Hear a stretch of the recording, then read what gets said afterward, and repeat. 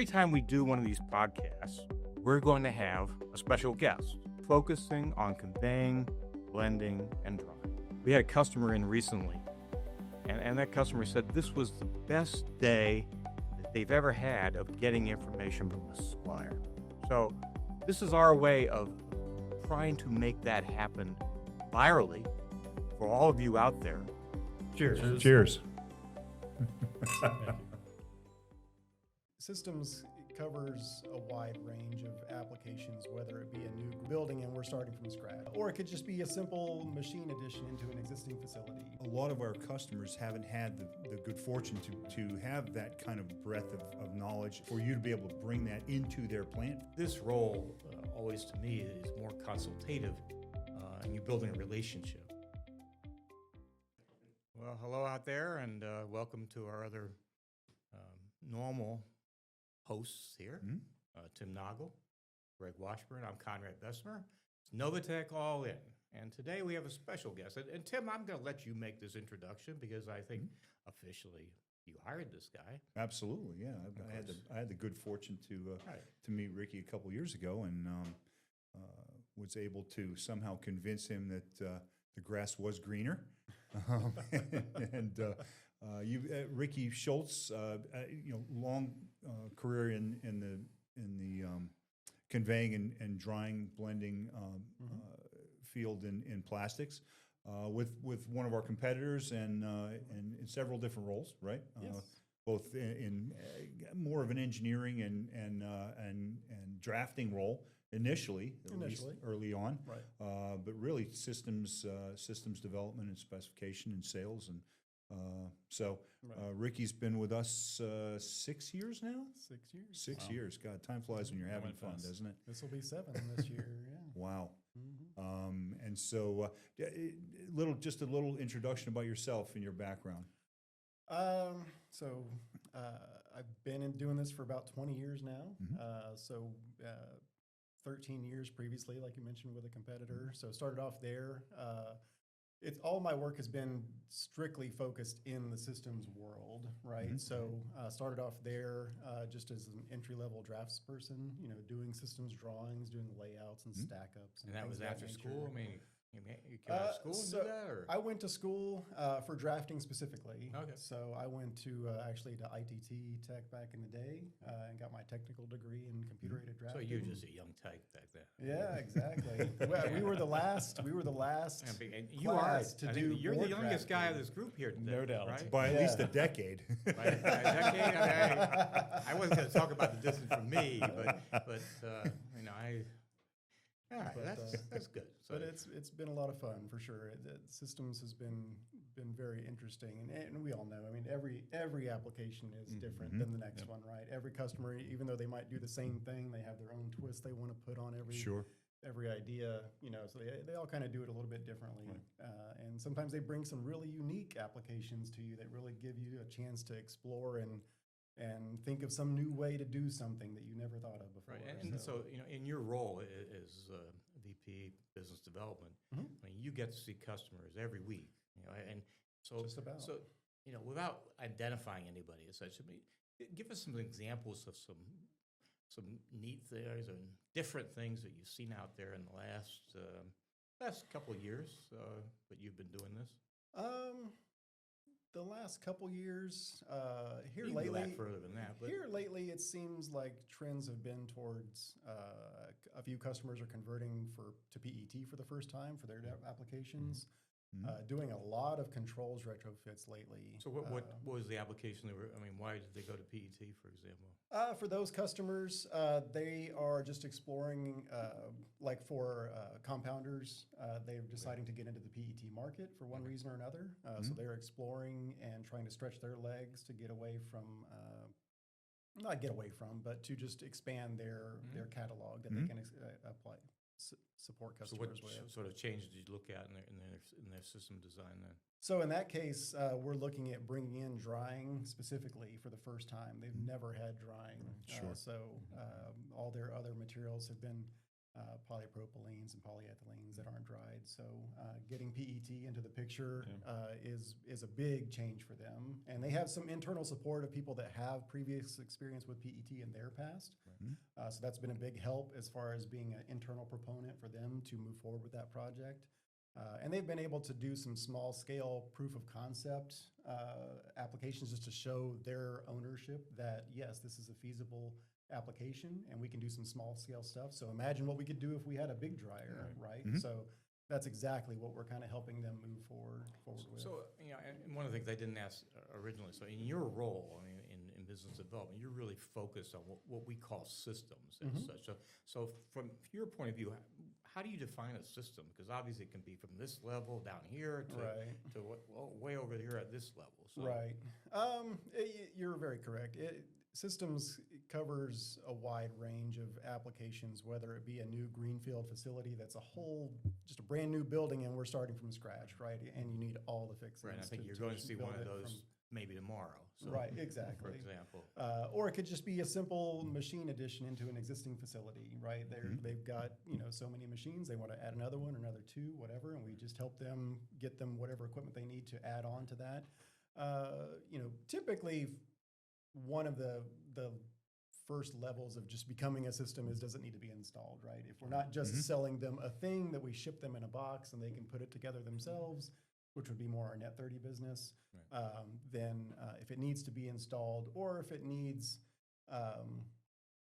custom engineering, integration, and things like that, Sure. Things that we would need to help them out with as far as designing. But sometimes it's just that level of expertise to start with, because I mean, even though we call it system, a lot of times we don't necessarily install all those. No, that is correct, and that's what I was saying.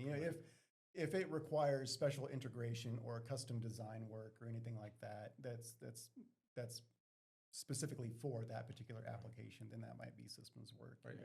It always seems to me that the biggest value that people like yourself bring, Tim, when he's out there in the marketplace, and my earlier years, was the fact that you've seen all these different installations. You've seen piping go all over the place, what to do, what not to do. Right. Same with controls and all that other stuff. Whereas some of those people in the plant have only been at that plant for much of their career, and they haven't had that experience of seeing all this wide range of equipment all over the United States. So, I mean, I think that's part of what all of the folks that do your type of job do, and of course, we really focus on that because we want people there. Absolutely, yeah. I mean, the exposure that you have and have seen over that time frame, as you're saying, Conrad, a lot of our customers haven't had the good fortune to have that kind of breadth of knowledge and reach of what they see and what they've experienced, and so. For you to be able to bring that into their plant for them and say, hey, let me tell you about a couple of different ways I've seen this done, and even set up opportunities for them to go and see something else. Because you obviously have relationships with a lot of your customers. They're more than happy to share some of that knowledge. Exactly. And so it gives you an opportunity to open doors for our customers sometimes, I right? think some of the time it's just the fact that they may have bought equipment in there that they did the install or they did certain things, and then you look at it and say, well, did you think of doing it this way? It would work better. They're not getting rate. Exactly. So it's this role always to me is more consultative, and you're building a relationship. Right. Well, and I think that's what customers really appreciate is this, the fact that we have been around and seen a lot of different applications, right? And like I was saying earlier, if you can have two customers that effectively sell the very same product for different purposes, but one will do it one way and one will do it another way. And it's not that necessarily one way is right and one way is wrong. I mean, there's 100 different ways you can do something, right? But there are better ways to do things, right? So I always try to bring forward ideas and okay, here's one way. You could also do it this way. You could do it another way. And if I'm trying to dissuade them from doing something that I don't think is going to work correct or have future issues down the road, I'll just try to explain what the pitfalls of those are going to be potentially down the road. And now they don't always happen. And sometimes customers make a system work in a way that I don't necessarily think should work, but it does. So it's hard to talk them out of that, you know, Sure. because you know, you're not going to tell me it doesn't work because that's the way we're running it, and I don't have any problems. And it's like, well, okay, if that's the way you run, that's fine. You know, But I think you're hitting on a key point in that whole thing, which is your role is really assisting in problem solving. right? You know, and we don't go in and try and solve problems that they don't have, or create problems that, you know, we don't make up problems just to find a solution for. Correct. And I think that's one of the rewarding parts, right, of your kind of a role, is being out with the customer, and hearing what they're saying, seeing what they're doing, and helping them find solutions. Right, exactly. And that's part of the fun of the job, is being able to help them problem solve and troubleshoot and figure out things. You know, I need to do this. I need to add this to my system, or I need to change it in some They're calling way. either because they have a whole new plant, which is great, but doesn't happen all the time, Right. or they have a problem. Right. And so they call you in. I've got this problem. I need to do this. I need to solve this. I need to do that. Right. And then you're in that problem solving mode. Exactly. And you know, I think the other thing that's important here is that you're not here in the office. Okay, there's no Ricky Schultz office here. No. Right. Okay, you don't live here. All our regional business development vice presidents are in the field talking to customers. That's what they do. Right. Yep. And of course, we're lucky to have you back this week. Yep. It's good Glad to to be see you. here. And I think we've got a series of sales meetings this week, so we took advantage of having Ricky here, and we'll have Matt here shortly to talk about one of the other sides of the systems business. But Well, this week is actually really exciting for another reason, which is, you know, this is an opportunity for our guys, like we're talking about, who are out in the field, who are out seeing issues, talking to customers, getting that feedback all the time, and solving problems and so forth, to really have a chance to corner our engineering team and spend a day or 2 days together and say, let's talk about what are we working on engineering-wise, and what are we seeing out in the field, and how do those things fit together? Do they fit? Do they not fit? Are we not thinking of some things? So this is a really important week here at Novatec, because it's giving us a chance to bring the customer into our technical group through our guys who are out in the field, like Ricky and his. This is the second best thing to having customers Absolutely, here. yeah. Is when we have the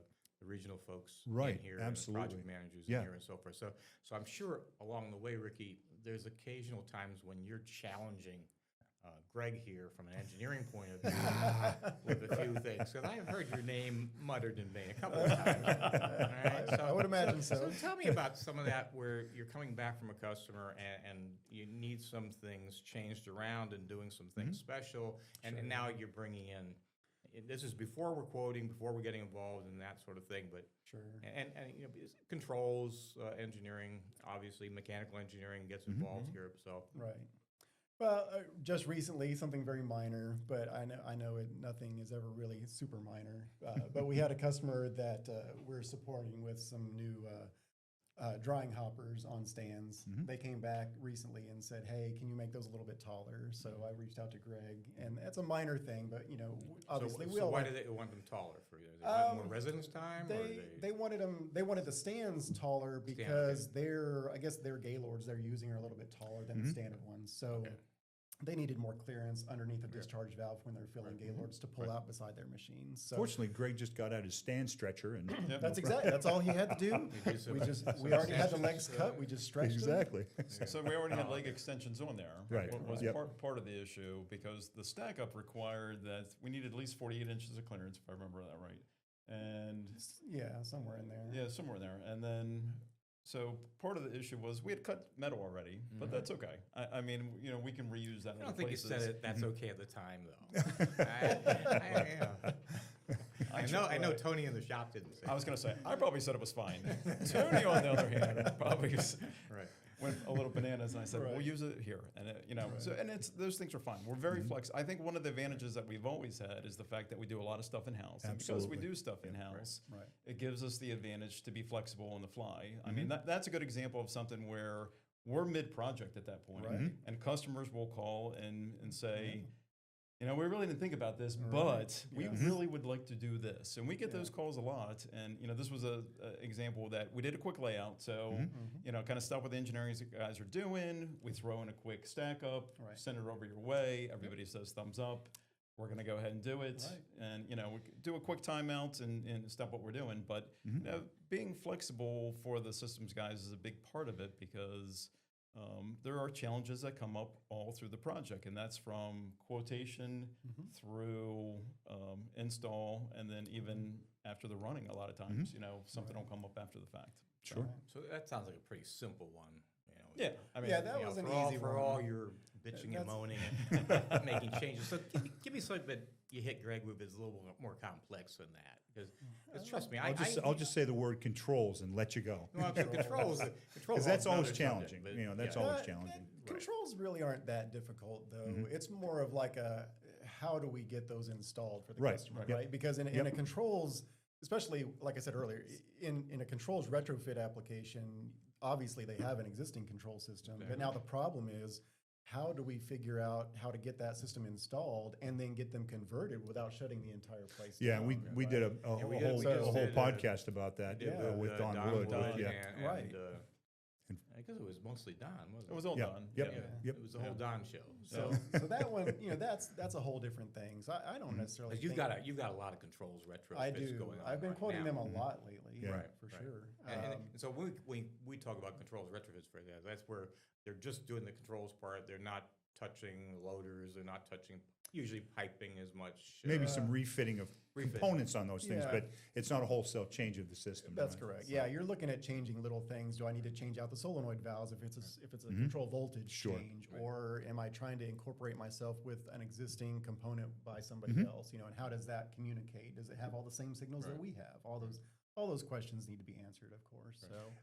And then, I think for the most part, we haven't gotten hit with what I would consider to be really awful blindside stuff because the guys do a good job of project kickoffs, and that's a big piece of, I think, the systems group and why we're successful in what we're doing, because those include all the people that need to be in the room from a sales perspective, a project management perspective, an engineering perspective, and really an operations perspective to make sure that it all really goes smoothly. Right. And, typically when we're doing that, if we all do our due diligence of really looking through the project, then we tend to catch stuff on the front side so that we're not getting that, into Absolutely. the project kind of, we didn't know that, unless the customer hits us with a requirement that is forward thinking usually. Yeah.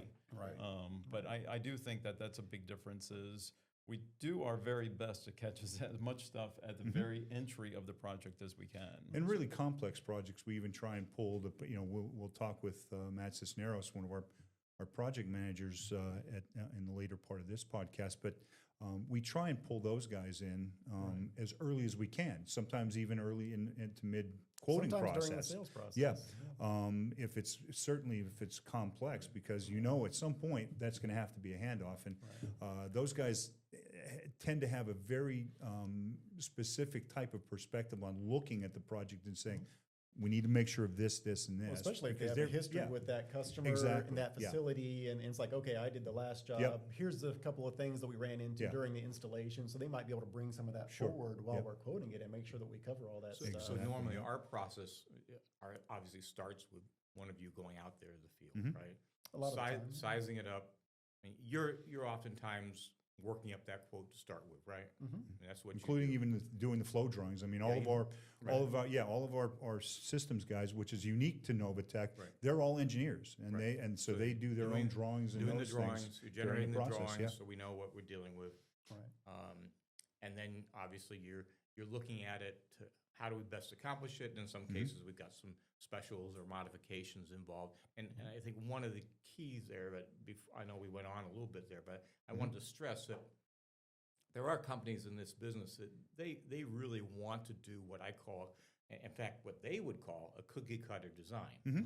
They don't want any changes. Sure. They want to go down the assembly construction line and bang, goes out of there, and then somebody else takes it over. In our case, we try it. First of all, we got somebody boots on the street, out there, and you own that project until it's delivered, really, even though there's a project manager involved there. Sure. It's not a handoff where you go on to the next race. No. I mean, this is your customer, Right. hopefully for life. Right. So you own that customer, you own their success story, but then Greg helps you get it engineered such that you can quote it properly, and of course we can price it properly. Yep. Right. For the customer, and hopefully we're successful in getting the award. And then obviously project management comes in, Sure. and manufacturing and everything else. And we'll talk about that with Matt and everything else. Yep. But the main thing I want to make there is that you're not leaving the job. Some people in your position, they're the closers. Right. Okay? Get the PO and never to be Get seen the again, PO, right? Yeah. They disappear. Right. Sure. And that's, Right. I always think that's a shame, because the guy that's designed it, I mean, which is you, you've designed it. You've got to live with that. Right. You made a series of choices there. And commitments. I want to see it come to life. And commitments. Absolutely. And then your partner in crime Right. is the project manager that are work together to make sure that gets delivered. Right. And sometimes things change along the way, because you started the conversation over here, That's and the right. project's getting delivered over here, and oh, by the way, they put something else in the way, and you've got to, Right. do a few things there. Yeah. So And that kind of goes case by case, right? You know, because some projects, you know, not that I would run away from a customer. I mean, I tell all them all the time, you know, please, if there's anything that comes up, reach out to me at any time, you know, while this project is going on. I'm happy to talk to you, answer questions, whatever, even though we have a Matt Cisneros or Dave or Ron working on these projects with them directly. But you know, some customers are more comfortable with that, you know, and we try to help them whatever they're comfortable with. So, and if they're happy with just dealing with Matt, and from here on I'm dealing with him, that's fine. You know, I don't take any you want to offense make to sure that. that they But- give you a call Right. The next time. As Sure. well. But they keep me in the loop. You know, I see all the emails going on. But then other customers want you to stay involved, right? And I'm happy to do that as well. So, I mean, we got one customer, we sold them a good sized project for a new extrusion line.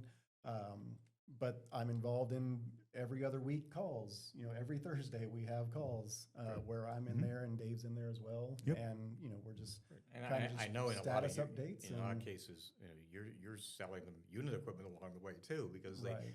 naturally they must call you. You're their solution guy at that point. Exactly. Yeah, yeah. Yep. Which is And that's a great. great role to have. Yeah. Right. No, and that is kind of fun because over the years, you know, you do develop friendships and relationships with these customers, and some go even further than just you know just business relationships. But then you know you'll just get calls years later. You know, like, oh, how you doing? They're calling me about something they have a question Sure. on. You know, like, what did we do here? You know, how did we whatever? You know, and it just kind of brings it all back around. And you know, you haven't thought about that thing for 10 years, but you remember all the details because you lived in the middle of it, right? For months when you were there getting it installed or designing the system. And of course, the other part of that team there, and in the front end of the process especially, is our local sales rep that's involved with you. Absolutely, yeah. Yeah, they are great. We really do have a good group of reps out there in the field. So Very your confident territory, guys. you get up into New England, right? Yeah, so my territory is I cover Virginia all the way up through New England, and then over to Michigan and back down through Indiana, Kentucky. And so I you cover, live down in I live in East Tennessee. East so- Tennessee. Yeah, Knoxville area. God's country. That's right. That's right. I can wake up and look at the mountains every morning. So It's good stuff. Yeah, yeah. But we have nice weather this week, but you know, That it is- isn't it is always very nice. this way. In fact, the sales meeting was originally scheduled about a month ago. And we but had to postpone because we had of to Mother postpone because Nature, we yeah. had, like the snowcrete coming through. Exactly. We had ice and snow and everything else. It was pretty nasty. And it was good we called it off. much But nicer to come up this week. That's It for is. sure. It was a great week. to Just have- for you, have buddy. here. That's right. I appreciate it. But you know, I think it's essential. I mean, when people go on to our various landing pages and articles and everything else we have published, you know, the first route to us is really through our reps. I mean, the reps pages are up there. Right. We want, you know, our reps are out there. Many of our reps are really well experienced people. We have some. Many of our reps have been factory guys, you know, Yes. and Yes. so they, you know, they are Exactly. certainly as capable as Right. as many of us are in terms of application Right. and the So they product, are- and they're just They are incredibly a knowledgeable. We're so key, blessed. Key part of the enterprise. And Yep. you Yep. lead people in if you don't know them already. Right. In Yep. many cases. No, absolutely. And I think one of the good things with you as well, Ricky, not to say there are any bad things, but is that It's not what he says every other week. You are a good balance with you've had drying applications and you've had conveying applications. Okay, because although a lot of systems involve central conveying in some way. A lot of the large projects also involve some drying.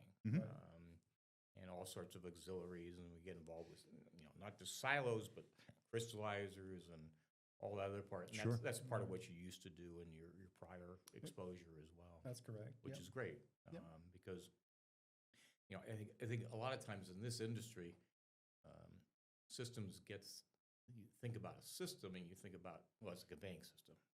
You got to transport resin from. It's the most somewhere. visible, obvious. Right. Yeah. Exactly. It's the obvious thing, but a lot of these large systems for us involve central drying. I know there's one out in the western part of the country, which might be an East Coast customer, but with lots of CDAs as well as and all over the plant, as well as conveying. Sure, and even just a large, PET packaging application and operation where it's one dryer, one hopper, and a small but to us, that's a system. Because it is integral to them making product off of a line or two lines, and it's such an important part of the integral system that we treat it like a system. We would assign a project manager, and you would go out and visit and handle that from an application standpoint. And that's a little bit different maybe than some of our competitors look at some of those things, but I think our approach has always been that err on the side of caution. Over communicate, make sure that we're all talking to each other, and that we have a key person or two people that are talking directly to the customer and to our rep. And yet, like Ricky said, that worked when 10 years from now you get a call from that customer saying, "Hey, I want to pick your brain about this."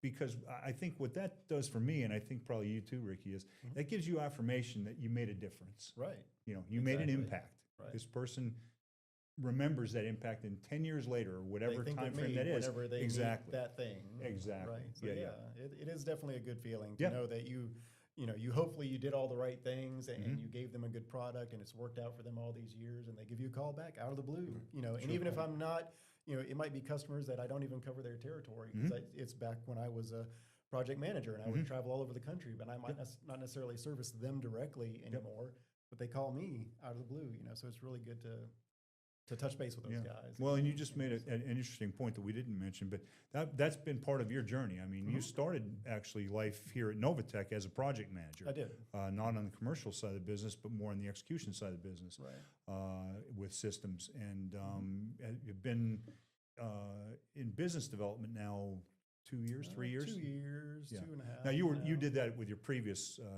employer as well. I did, but it was a similar development. step, So like I said, when I started with my previous employer, I started off as like an entry-level drafter in the systems department specifically, but then started catching on to that fairly quickly, and was traveling around and got introduced into some bigger systems very early on in my career, which really kind of ignited a fire. It's like just the enjoyment and excitement of getting to design these things and see them all come to life. Oh, yeah, these brand new facilities, right?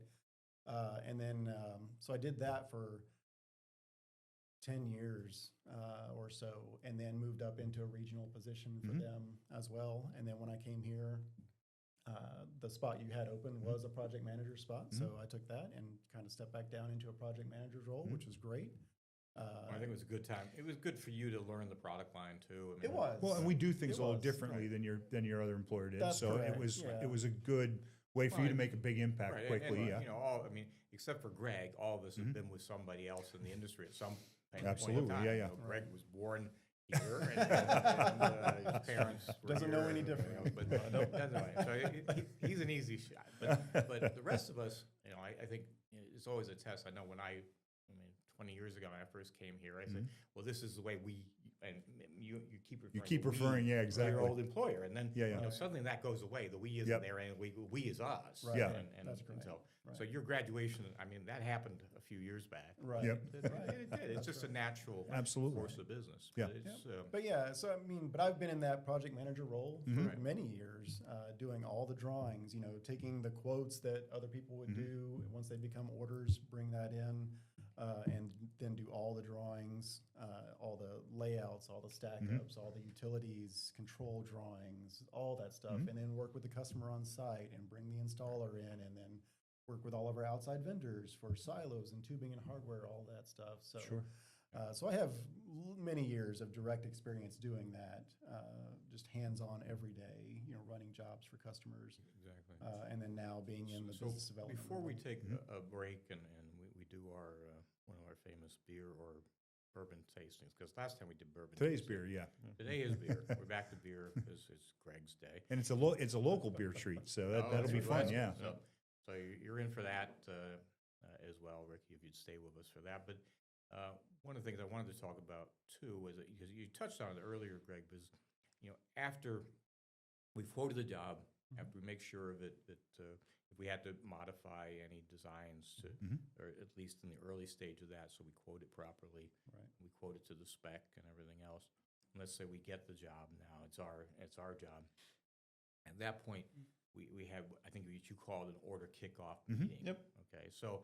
And we do an internal here and Yes. one at the customer. So let's talk about that. What happens with that? You do, as Tim said, an internal and an external. So let's just take the customer who might be tuning in today and Through that process, Go yeah. through that process. So help them imagine what we do, so they can compare it to what maybe they've had in touches before. Yeah, I mean, typically what will happen is, the whoever sold the order or the project guy will call a kickoff meeting, and depending upon whether it is drying and conveying or just conveying, we'll invite the appropriate people. Typically, there's always controls involved, so invariably, So the appropriate people would be either the product managers or the Engineer that might be the involved, product right, engineers, exactly. or a combination of all that of them. I mean, are internal here. Yep. So, the Fred Eichhorns, the Reinas, Merlians, the Marquinis of the world will come to this, as well as I typically go just to represent both engineering and operations, just to try to coordinate stuff. Typically, our plant manager is there. I mean, sometimes is there as well. It depends on the complexity, Right. right? A lot of these are... It's less standard equipment. If it's a lot of standard stuff and we're just trying to figure out, it's more about timing or integration, then maybe not so. But if there's a high amount of manufacturing, then a Tony Medeiros will show up, and we'll try to really, particularly stuff that is large enough that we're doing like what I would call more of a staged or scaled type of delivery schedule. Absolutely. Right. Yep. So we're going to do trucks 1 and 2 this week, and 3 and 4 10 days later, and 5 and 6 10 days after that. Those are probably the most complex things to do, because usually that means from an install perspective, Ricky or one of the guys has a very specific order that they want to have stuff, because they have to get back to this corner of the plant.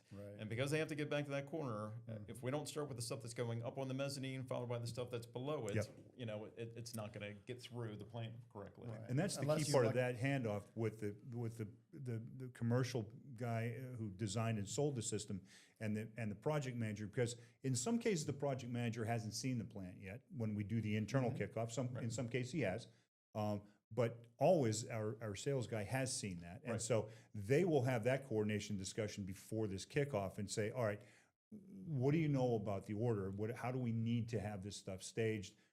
Which contractor are we going to use so we can involve them in what order they would like to have stuff.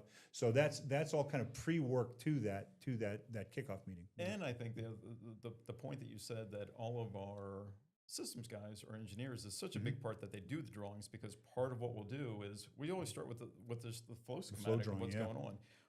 They'll talk through the flow schematic so we understand what the system is supposed to do through the entire thing. And then we'll go back to the order and say, okay, let's see how that order lines up based upon what the system's requirements are. And then we'll go through it line by line, section by section, to make sure that everything lines up. And and there are often times where there's a custom piece in there. We know it's going to be custom, and we'll have some discussions on that. And then, you walk out of that with this hit list of items that still need to be decided. Sometimes we have the luxury that we can actually talk through that stuff during the meeting. And that's often just based upon experience. You said it, but it shouldn't go unsaid how important it is that most of the guys have worked for somebody else. Because of that, they really have a great feel for, if we're integrating with other people's stuff, they know how everybody else's equipment works. They know the pitfalls that we're going to have trying to get our stuff to work with their stuff. Besides the fact that most of our internal guys have been here for a long time and have been through that same process as well. Yeah, yeah. So, that combined experience of internal and external experience really comes into play a lot of times to make the kickoff meetings very productive and to allow, the project guys to really not get caught unaware of something that may happen in the field. So, Yeah, and these aren't 5-minute meetings. I mean, these are, we really get into the nuts and bolts of these systems, and it's an hour or more. I was going to say, Yeah. we're lucky if it's under an hour. Right, I mean, right, yeah. even the simplest systems, by the time you get done going through the flow schematic, the order, some timing on dates, and just that general piece. And I think the other it's just a gut check to make sure there isn't something we miss. Absolutely, and we'll make in that- changes if there are. Right. Yeah. Did we miss something in our quoting process and everything else? And at that point, the job's let. It's on us. Yeah. But we don't want a bad system out. Right, Right. and We so want we'll make that adjustment during that meeting, and that's the great thing about having all the players there is, we will literally go into the system and change and fix the order right there while we're talking. Yeah, and that happens a yeah, lot. I mean, yeah. Ryan's great at it. He'll be like, you need an option on those receivers to make sure that it talks back to the Yep. controller properly, or we'll talk to the blenders, right, or whatever it may be. I mean, he's just like, you need this OPT line for this option to go with the receiver to be able to communicate back. Whatever it may be, he and Fred are great to have in those meetings because of that type of stuff. Mark Yeah. always has some type of input on, we might want to step up to a bigger blower size or whatever it may be. That type of stuff comes up in those discussions. And the great part of those meetings is the discussion of the intent. What is the intent of the system or of this piece of the system? Because I've seen time and time again where our product experts or, the engineers and the product manager will say, okay, so you quoted this, and this, these 3 pieces. And if I'm understanding right, we need them to do this. We need them to talk to this back to this piece, or that we need to, hand off material here. And then the discussion will be, okay, so are we doing it right with those 3 pieces, or is that more complex than it needs to be? Right. Should we combine those and do this instead, make it easier for the customer or better for the system, and the cost be damned. At that point, as Conrad said, we own it; it's ours. And so, if it costs more, it costs less, whatever it is, we're going to do the right thing there. We focus on making sure we don't want skeletons out there. This Sure. industry, the customers, many of the customers that I had 40 plus years ago are still around, and now sometimes I get calls home. So Absolutely. I want to make sure we treat them with the same respect that I would expect from our suppliers. Yeah, yeah. So and the last thing I wanted to make, as part of that, and we'll touch on this with Matt when he's in the room as well, is on contractors. And one of our competitors, for example, they have their own, so-called their own crews. It means they're their employees. Yeah. And in our case, as I recall, we have 4 or 5 select Yes. contracting companies. Yeah, we don't work with random contractors by any means. The ones that all the contractors that have been with us, I think probably the newest contractors we have are now 2 or 3 years working with us probably. And some have been with us 20 or 20 25 years. Yeah. Right. Yeah. Right. So they've been around a long time. They know our equipment as well or better than we do. Exactly. Yep. They know that equipment. Yeah, They work almost exclusively for us, and at times it almost seems like they should be our Yep. employees. But Right. but they're Feels independent that way. businessmen. They're driven by that, which helps them make sure they deliver things on time. Yep. Obviously, they bid the jobs, but we also pick the right contractor for the right job. And many times they'll have been in the customer with us, Right. Ricky So or I think Don, or they'll have already taken Before it. we leave on that note, let's just talk about how the 2 of you, because Tim, you're engaged in that process of contractor selection with Ricky, who works for you directly. But how do you make those decisions about who should be doing that and who shouldn't? Yeah, I mean, Ricky, you can talk a little bit about that, but I mean, certainly our contractors all have their strengths and weaknesses. They do. They are all geographically located different places. They are. And so there are a lot of factors to really consider when we're looking at those things. Yeah, so typically I'll work with the PM that we're going to select for that particular job. And the or PM with is project manager. Project Right, manager. right. So we'll look at the schedule, obviously. We'll look at the schedule for all the crews that we have out there available to us. And whenever I'm bidding a project, I'll typically reach out to 2, 3, 4, depending on the size of the project, and say like, hey, can you give me a bid for this? So just so we can make sure it's a check on ourselves to make sure that we're providing the right price to the customer, right? But then when it comes down to actually selecting that particular installer for that job, we'll look and see like, well, what is this job? Is it really controls heavy? You know, and we might lean towards an installer that's much better with controls side of things. Or is it just big, heavy equipment? You know, and some people are better at that. You know, some people are more geared for smaller jobs, so they've got a smaller, leaner crew, and they can go in there and knock out those small jobs that your big crews might think of like more of the nuisance It may job, not be as right? efficient at it, right? Yeah.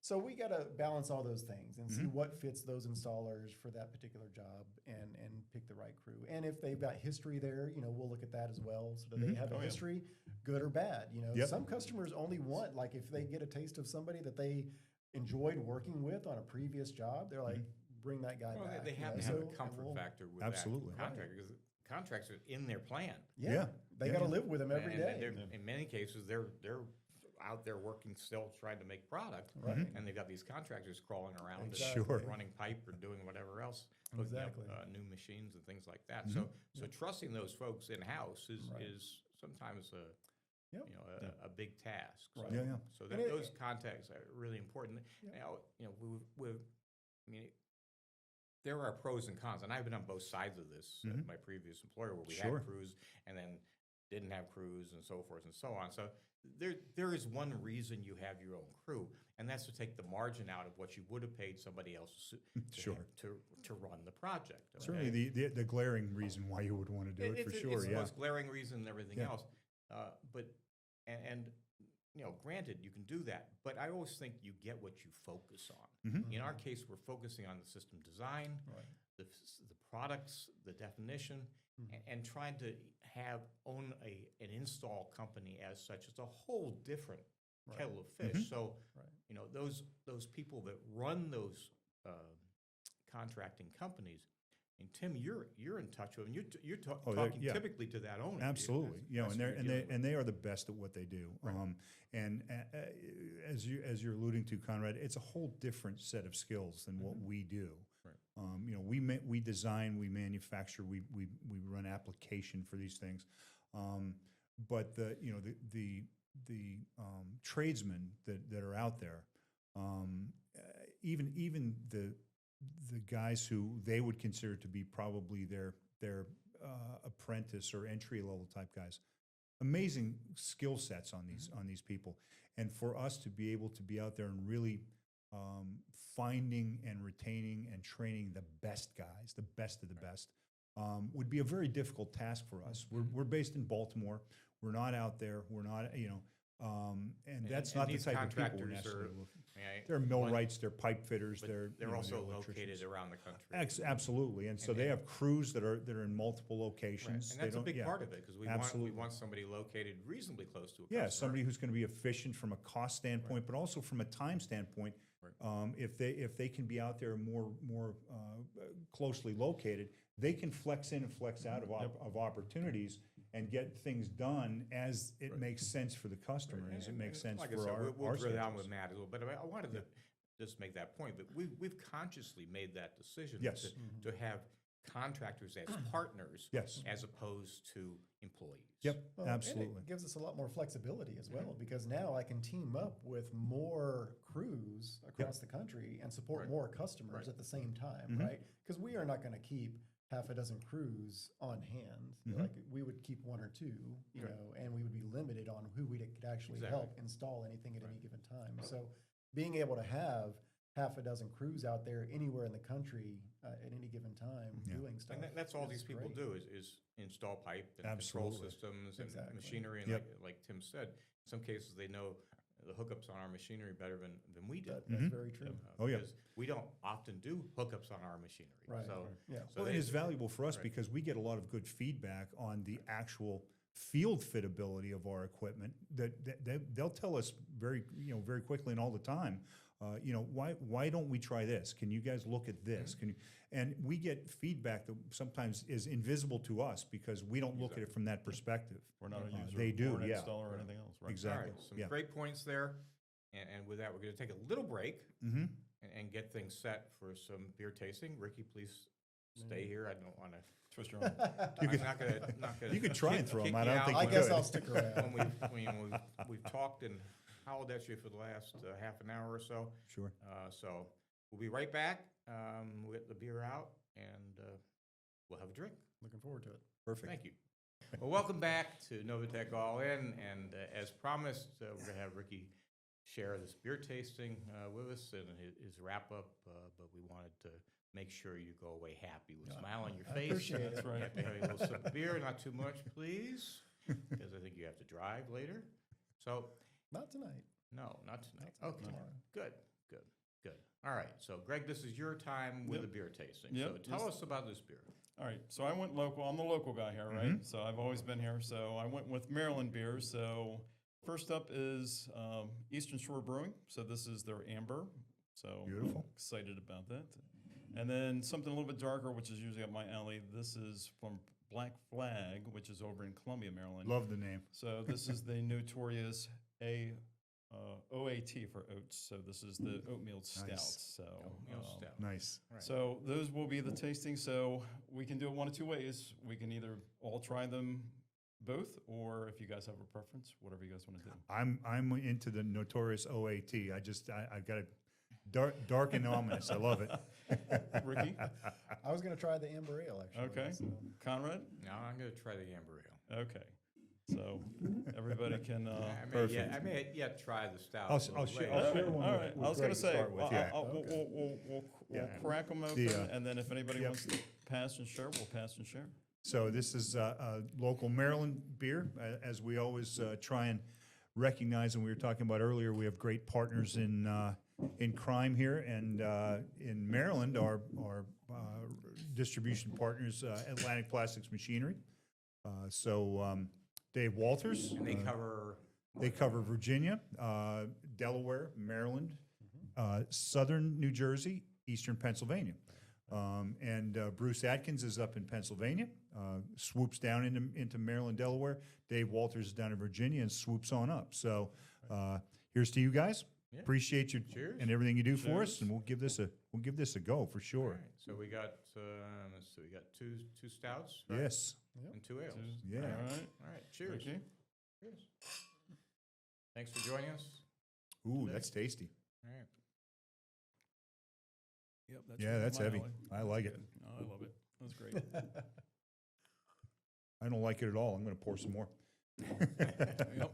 That is good. So I'm hearing better things right now on the stout than I am on the ale. Well, you're the official beer drinker here, Ricky. I'm Is the that- official beer Well, drinker.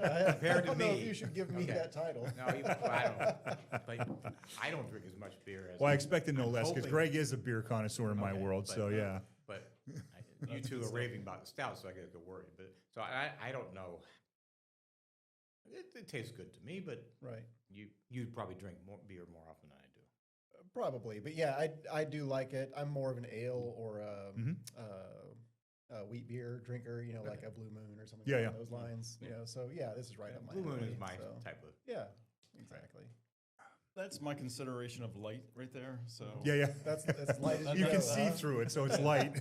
Yes. I don't go Yeah, much Blue Moon, he would paler probably- than that. he Yeah, would yeah. probably- Right, it's like water, I Not sure guess, what to that Greg. is. So this is great. I'm not sure what the let's see. Yeah. How much alcohol content do we have? How much It of this can't can be we have? much. This one's 5.5. 5.5 for the ale, and 6.5 on. that's not bad. yeah. No, So it's I'm not going to try terrible. some of the stout. Yeah. Yeah, absolutely. I like this because it's actually a little chewy. I like heavy. That's super. All right. That's good. I'm gonna steal some. of Good the- choices, Greg. Yes. Well, it's, that is it's, nice. it's the local Yeah. stuff. So I think we tried a stout. From New York. We did. Yeah. We did. Yeah. Yes, right. Yeah, did and that earlier. was a little bit different than this. It's a little more And it- chocolatey. Yes, that one had more chocolatey. Yeah. I think. Yeah. This one is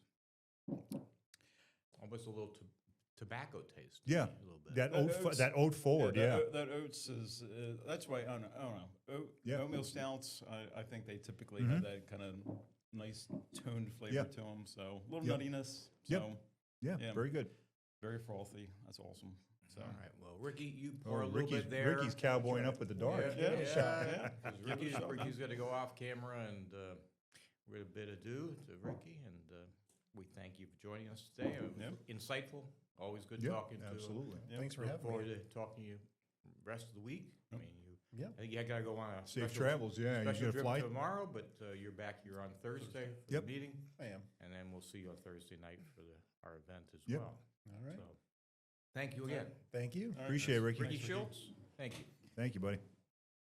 And with that, we're gonna, as Ricky's leaving, of course. Yeah, this one's a little different because we're gonna have a second guest on the same podcast, which we haven't done before. We are, and we're gonna invite Matt Cisneros. Matt, Hey, man. welcome Can't to let Matt feel left out, so Novatec All In. And, we'll give Matt his own glass we- here and let him have really a didn't pour. want to give Ricky Pour all your the choice. glory here with the beer, so. Or my choice. All right, so what do you have here? Amber, or you got an oatmeal stout? Can never go wrong with an amber. There you go. All right. Both of them got a thumbs up thus far. We'll see what your taste buds say. All right. So, cheers, man, and welcome. No. Absolutely. Oh, I will refill for that. Only if you must, right? If I must. And that hits a It's a spot. polite thing. Yeah, yeah. All right. Can I help a little bit? Something about this day Oh. drinking that we're starting to really like, right? There you go. Absolutely right. All right, well, welcome, Matt and Tim. So tell us a little bit about Matt and Sure, his yeah, yeah. role, his background. Yeah, so and Matt, you can introduce Matt, Ricky. Matt joined us Yeah. coming up on 2 years now, right? Yes, sir. It'll be 2 2 years this summer. Matt wasn't a stranger to Novatec. I mean, Matt was working for actually an installation contractor company, running all of their crews and doing business development for them and a lot of different roles. And so we got to know each other and had a chance to see each other, I guess, NPE basically. So 2 years ago in May, Yes, sir. we got a chance to see each other and strike up a conversation. And And I think that's where I first met Matt. that was, as well. yeah, exactly. That was Matt's first That was- introduction to Novatec as a whole, as a company.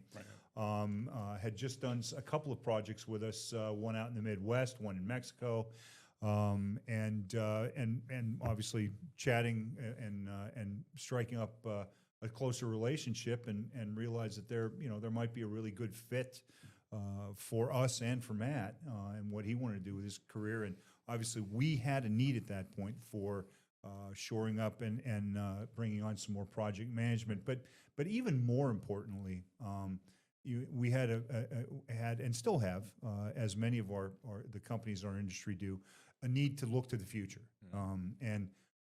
Matt just brought a great, very diverse background. Again, degreed engineer, also a lot of experience in the oil and gas industry.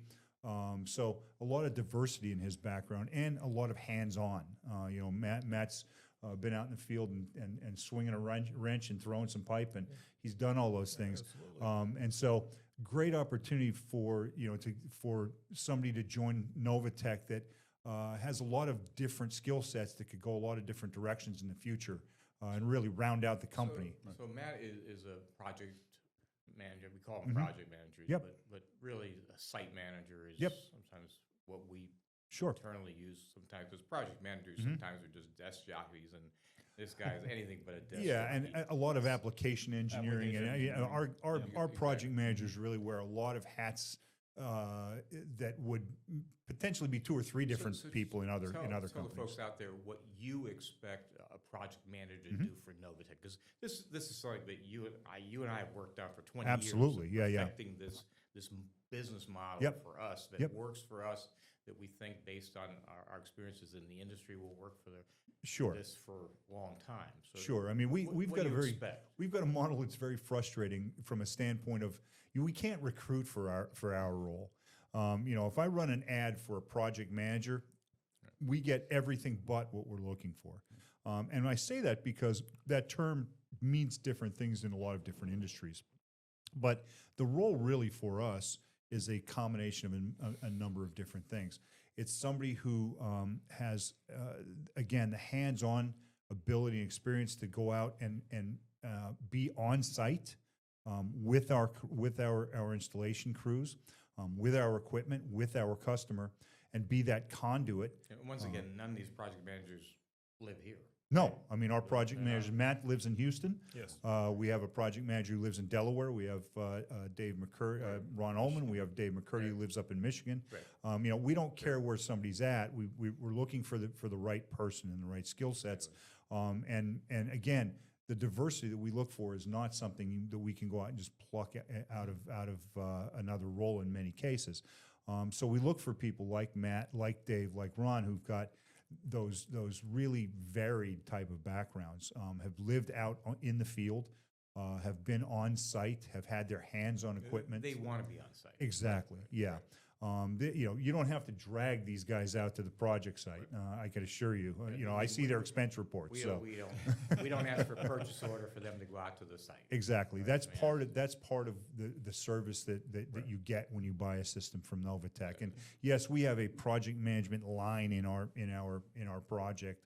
But it's a function. It's not, and we do whatever is necessary to make sure the customer gets the. It's a nominal line, but what Right. justifies that to a customer? What is Matt supposed to do when Right. he takes on a project? Right. So Matt's the one who's going to make sure that the customer and the contractor and the factory all have the right information to make sure we get the right equipment, the right system, the right hardware, that the timing is proper. He manages all of the schedules and the coordination among all those things. And by the way, he does that for about 12 or 15 projects at a time. And as do our other project managers, because they're the ones who are looking at all those overlaps of who's doing what where, and do we have people double booked, and are we going to be able to ship all this off our dock that day, and so forth. So on top of all those things, then when the equipment hits the field, we put Matt on a pallet and we ship him with it. They show up. They are on site multiple times during the project. We have a site manager that works for our contractors normally, who will manage the day-to-day activities of the crews. But these guys are talking to them every day. Matt is ensuring accountability from our point Absolutely, of view. yeah. And giving the crews and our factory and the customer a single point of contact that's going to make sure everything is flowing the way it's supposed to. Yeah. So Matt, Tim just said what you're supposed to do. So Yes. So Yeah. is that what you do? What do you actually do out there? That's exactly it. Okay. Is we're that missing piece that keeps everything together. We're facilitating, operating, functioning, keeping that communication alive. The customers like to see a person. They like to feel something tangible. We're that tangible piece that allows us to evaluate what are they getting, what do they purchase, and actually make it come to fruition. It starts out from the conception and when sales develops it. Right. But us that have been out in the field, the benefit that we have is we have that creativity to be able to look at obstacles that not just anybody can, from what, like you mentioned, behind a desk can look at. We're actually out there seeing these unforeseens and developing. Can you give me an example of what unforeseen, that's what's happened in the last year or so? The last 24 hours is probably enough to look back at. Could be where you got a customers want to put a brand new system in a already operating facility, and they're just looking at point A to B. They don't not taking in consideration the distances that pipe have to be, or elevations, that how each of those little segments can make or break how the system operates. So being able to go out there and measure, confirm that everything is to. Because imagine, obviously your partner on the other side of selling the order and everything else, he's looked at some of that. Correct. But sometimes things change from the time they book an order to the time that actually we're delivering the pieces and parts, that you have to have these surprises. You're absolutely right. Ran into this instance just the other day over in Houston. We have one of our great clients that they purchased a whole one of our NW600 series, and they have purchased this in other facilities and have put that all together systematically the same way every time. Right. This unique because it's a new footprint. They want to be able to stretch things and put things a little bit where they feel it would make sense, but in all reality, it doesn't make sense. Okay. Just because by them relocating one piece to the other, from one side of the plant to the other side of the plant, you've just created a problem of flow to where you're not going to be able to dry the material what it was designed for. You want 600 pounds an hour, you're only going to get 100 pounds because of they thought they were doing good, but in all reality, So we're there to prevent those and look at those unforeseens and just kind of help educate them all the proper procedures. and Or stuff. So find a way to help make that work if that's the only option. yes. Yeah. And boosters and everything else, Right, that right. whatever else had to be involved there. Mhm. But when you joined us, I guess a year and a half, 2 years ago, Mhm. I think we certainly talked at MPE, and then it was a little bit back and forth, and we're certainly glad you joined us because you've done a great job. But I think one of the things in our industry is that this connotation of project managers, because one of our competitors, for example, they brag about their project managers and everything, and those people, sorry, but they've got sores on their butt. All right, they sit at their desk all day. Saddle sores, right? All right, Yeah. sorry, that's what it is. All right. Yeah, yeah. I mean, they are desk jockeys. Okay, so that project manager, and they list all the capital letters after their name and everything else like that, and they've never been to a plastics plant. So let's talk about what makes a Novatec project manager, site manager different than what a classic project manager with all those letters and after their name, and they've taken every test in the creation of mankind. What makes the difference there? It's just that. It's being involved, being engaged, evaluating the system as a whole, understanding not only what the customer purchased, but at the end result, when you have to hand it off to operations, understanding how those processes work and being able to be in front of them to execute all of those pieces. And you still know how to do those Gantt charts, and I know you do them. I mean, your Gantt charts are like, they should be textbook somewhere, but they're really good. And so that's what those guys back at the factory somewhat do, and they're just coordinators for the plant, basically, from my point of view.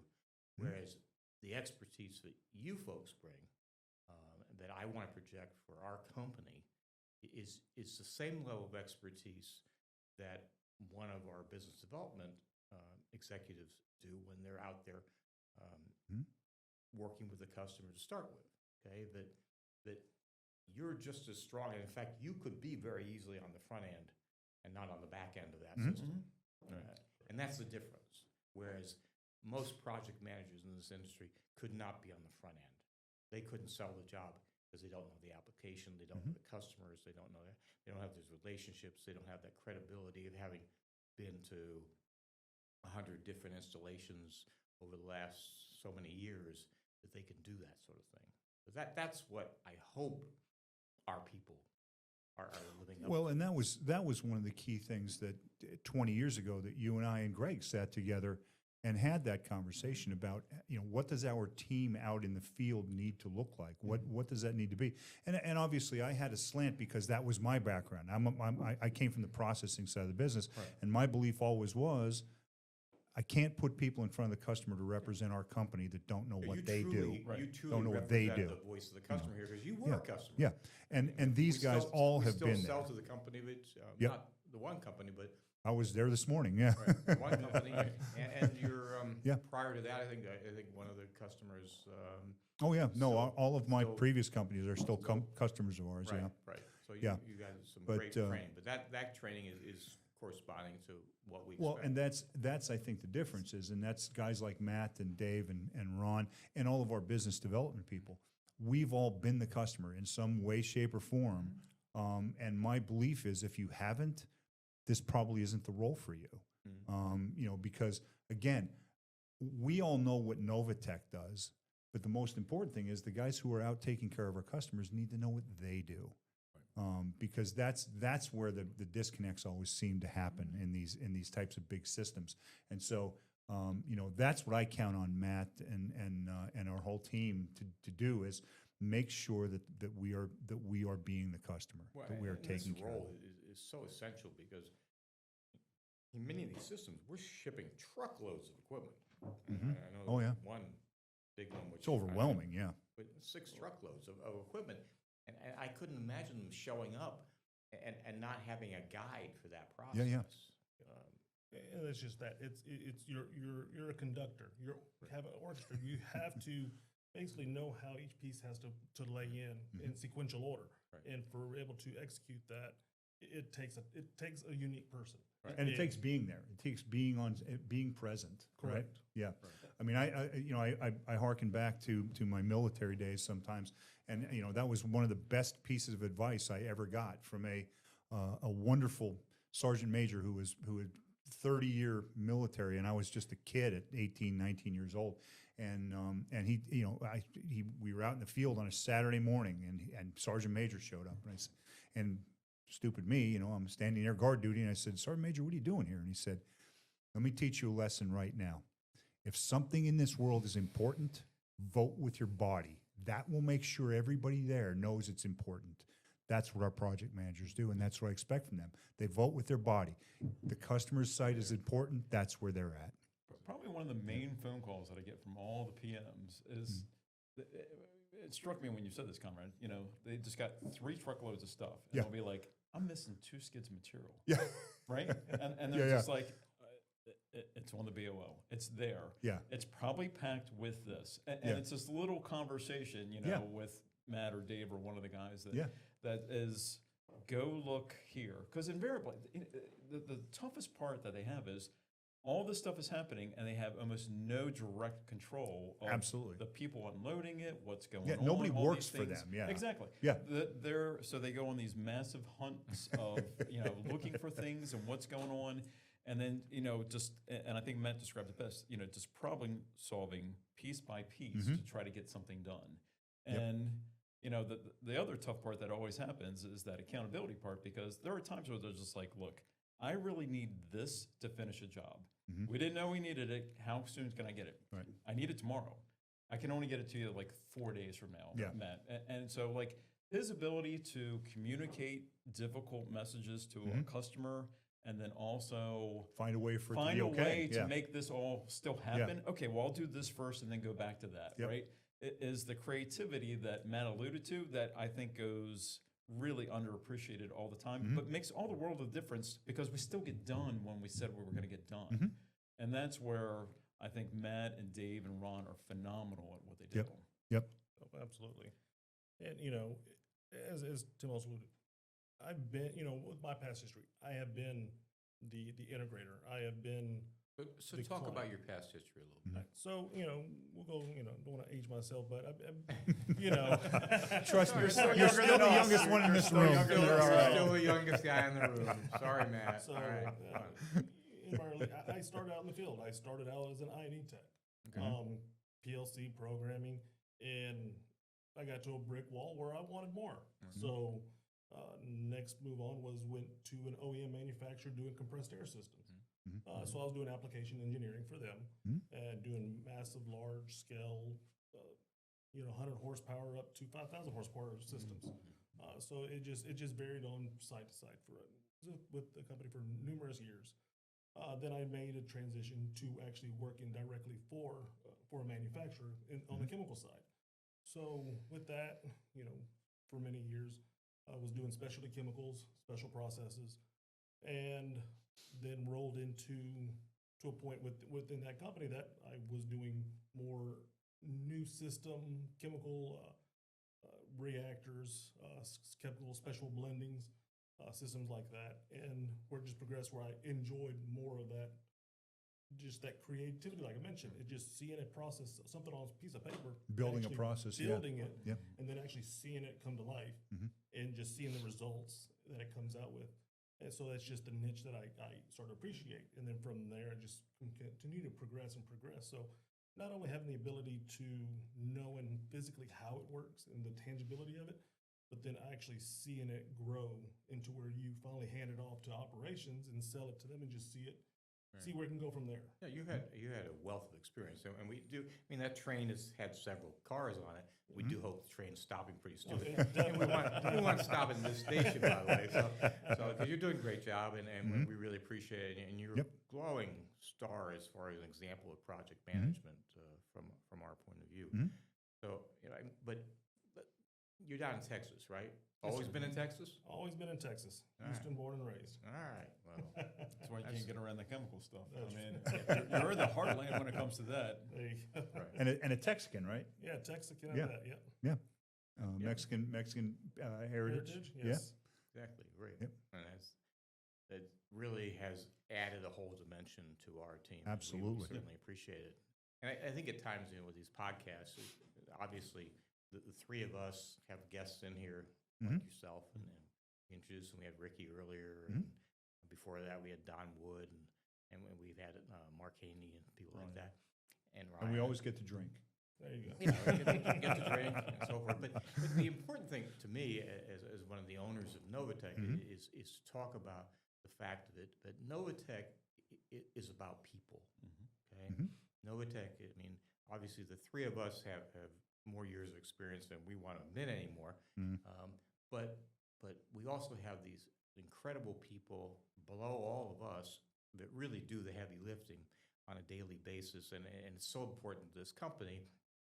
And on the basis of just being a relatively small company and very focused in conveying and drying, obviously, that people are our all-stars. And Absolutely. Tim, you've done a great job of recruiting these folks, and based on what we imagined 20 years ago, and it took a little time to get to that point. Sure.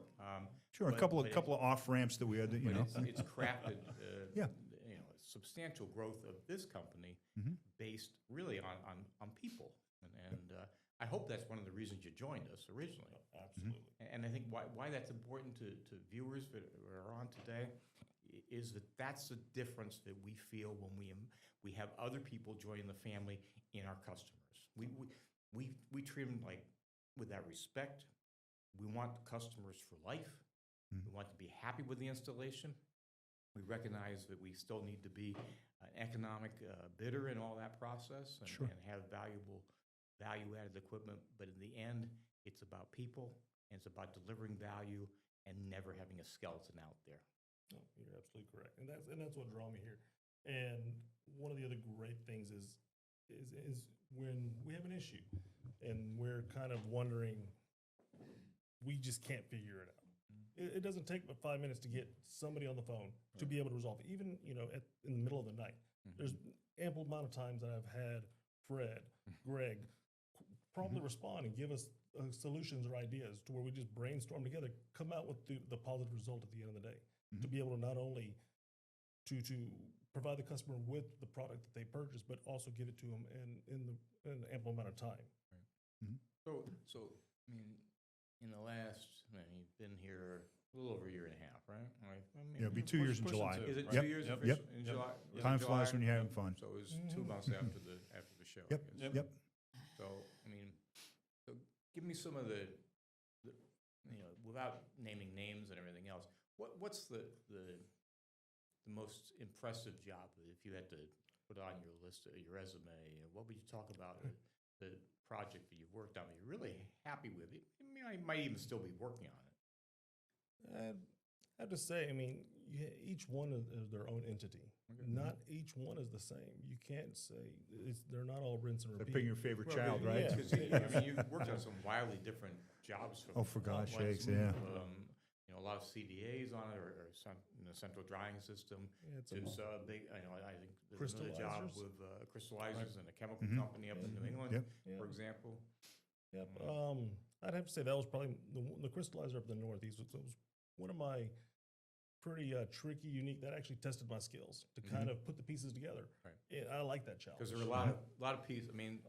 Drying in general has a lot of pieces, a lot of nuances to it. Well, there's a lot of intercommunication in that one and so forth that with their existing systems and so forth. And right? it's just that. It's the migration between our system and their system, making them talk. So they had an existing system. Yes. Yeah, so you got to make that correct. That So translation. And getting their archives to see what they have and to reassure that our system can actually connect together and work flawlessly. And there was trial times that, here and there, but we worked through those processes and was able to provide them a quality product. So that was, I guess, and they're an ongoing customer. They have other equipment. I think since that time they've booked. Oh yeah, no, they're a very key multiple key plants partner of ours. Around the Absolutely. country. That's so that one has to stand out there with some. So it was a learning experience for you too. Correct. That's good. And then we have some recent ones that hold their own challenges where we applied other entities into not only just our standard format of what we provide, but we added another part of the scope that doubled the size of the project, in which it had its own challenges, and it still does, but we're moving through those and progressing to where it's, at the end of the day, it's actually been quite successful. And some are just behemoths. Yes. I mean, you got one that you're finishing up now that was quite a challenge out in the western part of the U.S. That Yes.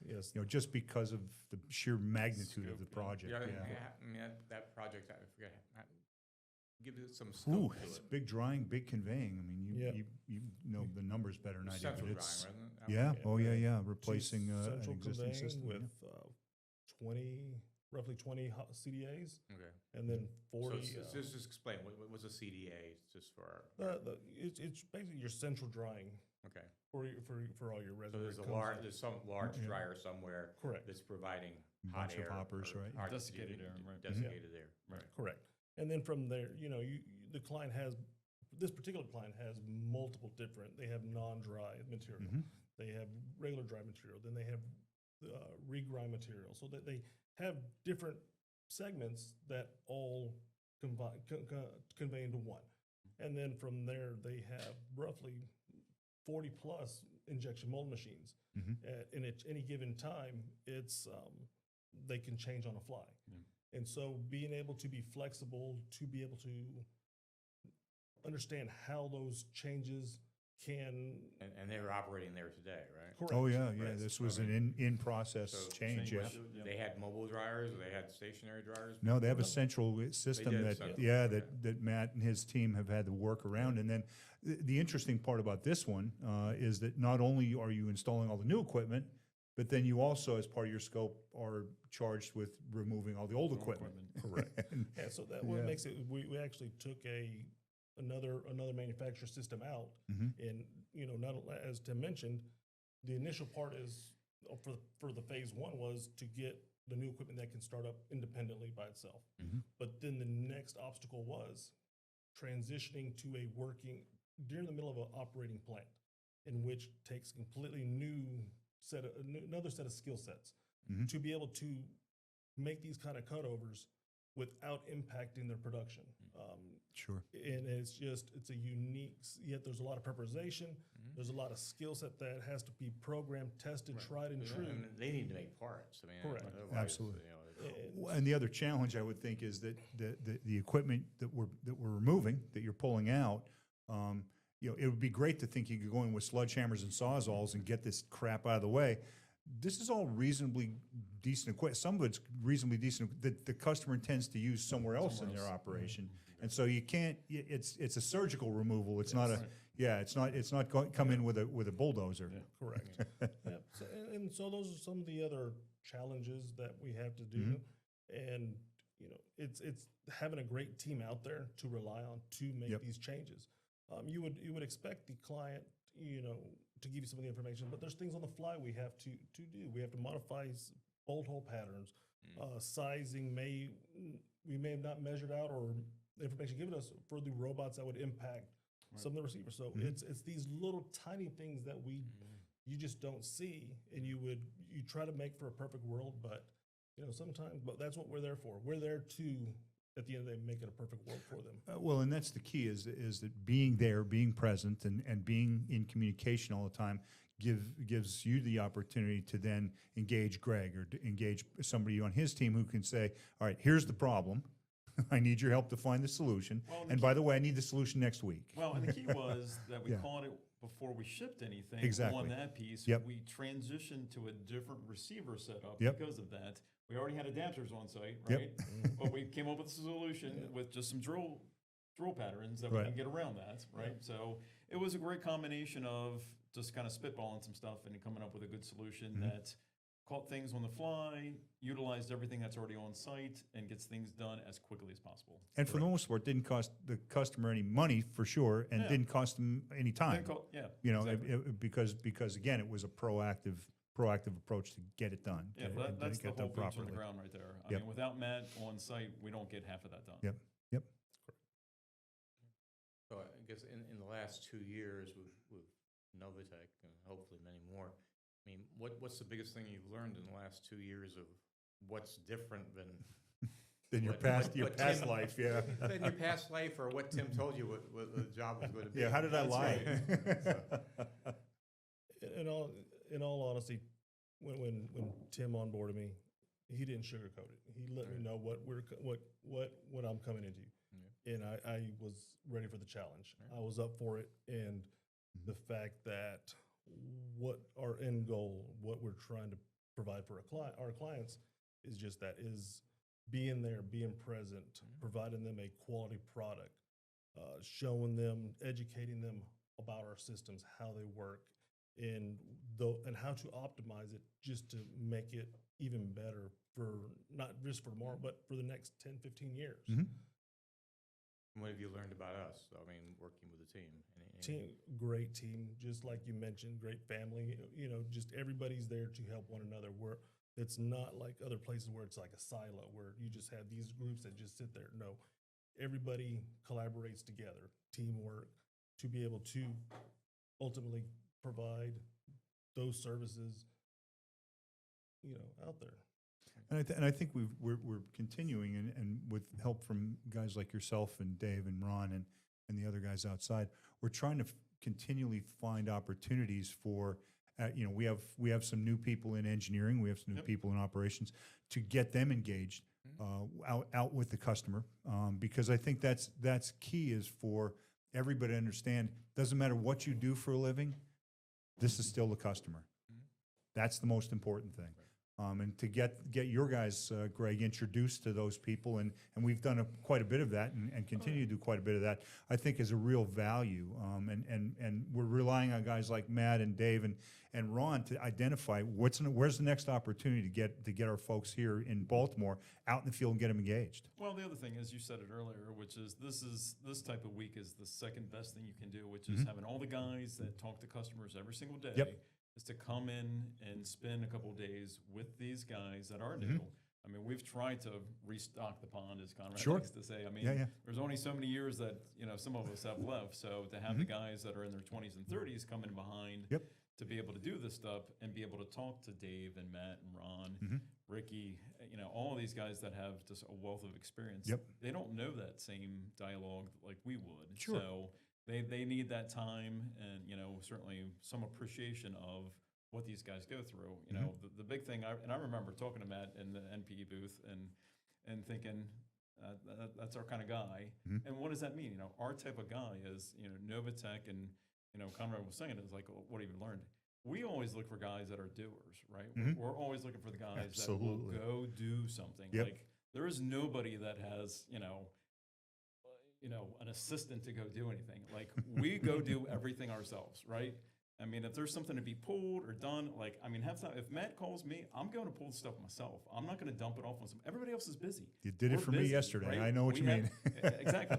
So we're going to go do stuff because that's what we do. Matt fits right into that mold, which was why it was just a great fit. But I think it's just a really big deal to have that type of synergy when it comes to the inside and the outside guys. So. Yeah. No, and we've been very fortunate in that we've got, all three of our current project managers, and hopefully our project managers for many years to come, all with slightly different backgrounds, slightly different experiences, but all with the same focus, and that's all hands on. all hands-on guys, So one of the things Dave may be a little too hands-on. He almost lost a hand this weekend. I heard that, but he was off the job, so no workman's comp. Still working, but right. A little motorcycle accident, but there were a couple things that Ricky talked about, and I'd like to drill down before we wrap this up. But the first is really the choice of a contractor and the use of a contractor and so forth. And one of the things we talked about with Ricky is that one of our competitors, for example, they have their own crews, they're employees and everything else. In our case, we've chosen the direction of having contractor partners. So oftentimes Tim is working with the presidents of those owners of those companies, and they have various crews.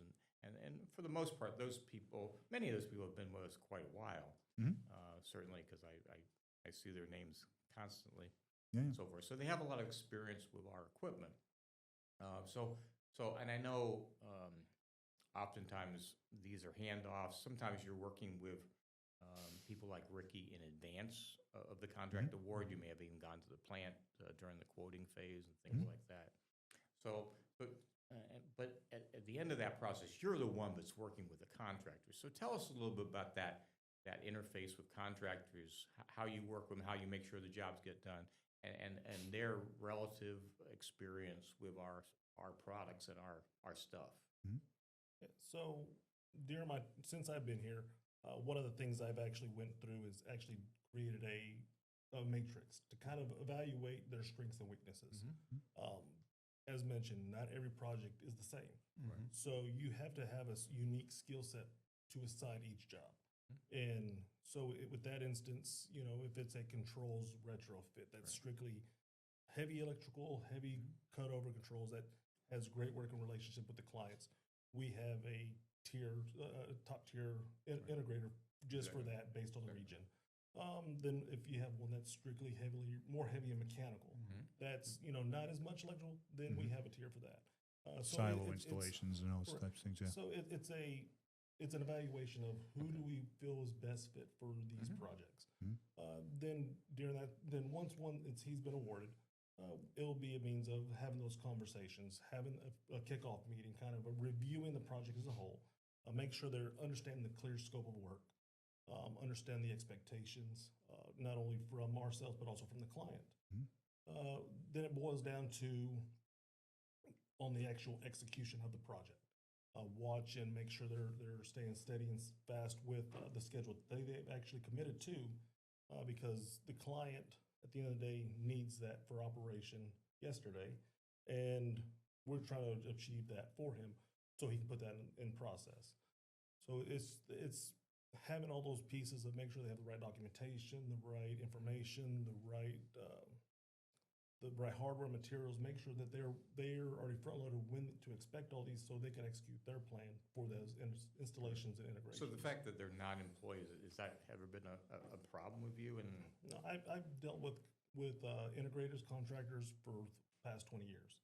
So over the years, I've dealt with a vast variety of different scales, different sizes, from small 2-3 man crews up to 50, 60 man crews.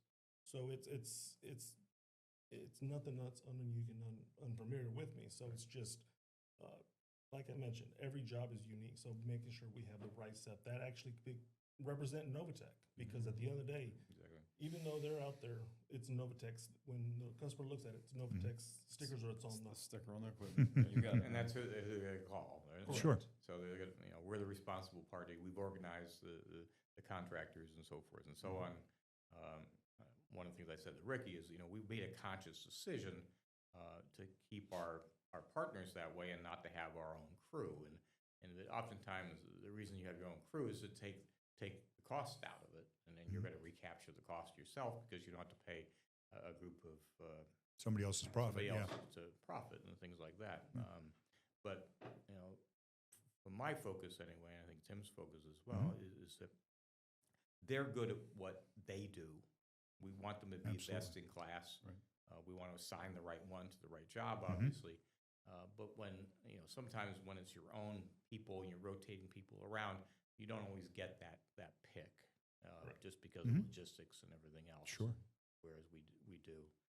The second part of that was really involved with, let's say we're successful in booking the order and so forth, and then there's this order kickoff meeting in which I think you start to get involved many times if you're not already engaged in the quotation process and things like that, where now you're becoming the responsible party, but also the person that booked the order is still very much engaged in that process, because many of our competitors, they have someone who's a closer out here and he goes away.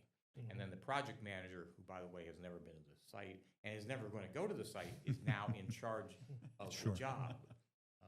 So I always hope that it's the two of you. It's the Rickies of the world that are out front talking to customers every day of the week, and then the project manager, who's their teammate, ultimately, and then they're working together to deliver a satisfactory product to the customer. So talk a little about that project kickoff meeting, how you take that responsibility and how you help deliver the final output for that customer.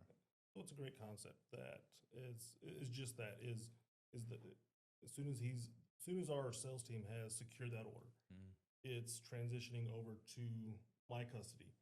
Not necessarily just mine, but it's essentially ours still. Right. And so with that, we're able to work it together, brainstorm together, look at everything that he's actually absorbed, kind of all the knowledge that he's gained from it, what to expect, what not to expect, but then also get another perspective of what I may see that he may have missed.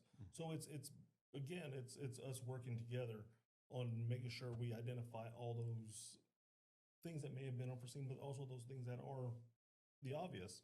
And with that, allows us to execute the plan, execute the project, and be able to, in all respect, to make sure it's streamed, it just flows systematically to the completion.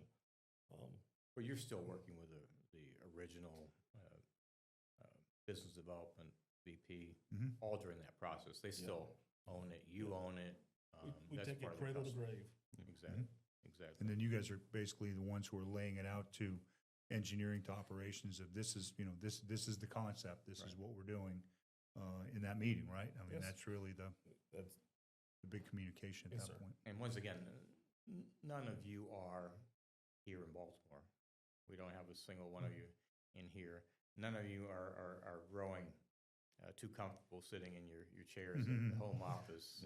These guys so have to done speak. kickoff meetings from the front seat of a rental car. I've Yes, seen it, I've seen on many Teams, yeah. windshields Yeah. on those meetings. So, Yeah. the thing is, our customers aren't at our office. Our customers are out in the field. Yep. We have to be there Yep. in front of them. exactly. Mhm. And if it means, there's been many instances where I'm on the east side of the hemisphere, and immediate phone call, I need you here tomorrow, where we're jumping on a plane, redirecting our itinerary and going to the West Coast. Yeah, you've It's certainly just- done that, yeah. Yep, we have to do it. But it's part of what we do. Yes. Yep.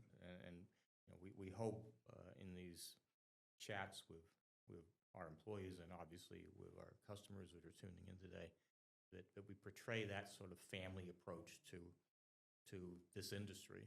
We're not too big for our britches.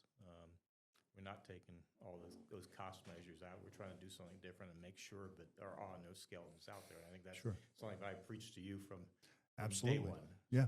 So, I mean, no skeletons. yeah, well, and you've always taken the approach, and we've taken the position with our entire distribution network that Novatec's desires to do the right thing, whatever that is, right, wrong, good or bad. We all make We always mistakes, want to do the right right. thing, and you've been very supportive of that, and that's what we empower these guys to do. Matt doesn't call me every day to ask me what decision to make. I don't need him to do that. We hire smart people, and they make smart I decisions. hope we don't make the mistakes, but if Yeah. we do, Yeah. we live up to it, and Right. that's what we project. Yep. So, Yep. with that, I mean, anything else you'd like to say before we let you go today? Just thank you for the opportunity and Absolutely. continue to want to, continue to see Novatec and grow and go into see the next chapters. We're happy to have you here this week and Absolutely. participate in the sales and engineering meetings together Mhm. and the event on Thursday, and really appreciate all you've done to bring an additional level of professionalism to our project management Yes, sir. and site management. Yep. Site is I don't call it project because I think our competitors have polluted that concept of the desk jockeys. But Yeah. but Yeah, this is a project partner Yeah. for our customers. all I your mean, folks, that's all what your- our guys do. all your folks, Tim, An I engineering mean, resource too. we expect them. We expect them in the field with customers. Yep. And that's Yep. why I think they make such a great team together. But Mhm. anyway, so thanks, appreciate it. Thanks, and Mike. and Yes, sir. as Thank we you. wrap up Thank you, Greg. another one of these sessions, thank you, Greg, for the beer. Absolutely, I yeah, think good it- choice. I think officially it's my turn next time, and Back to Conrad. I'm not sure yet where we're doing bourbon and beer, but we'll be working on that. So the next one isn't Yep. too far away. And once again, for all the viewers out there, thank you. Mhm. And it's Novatec All In. Thank you very much. Thank you.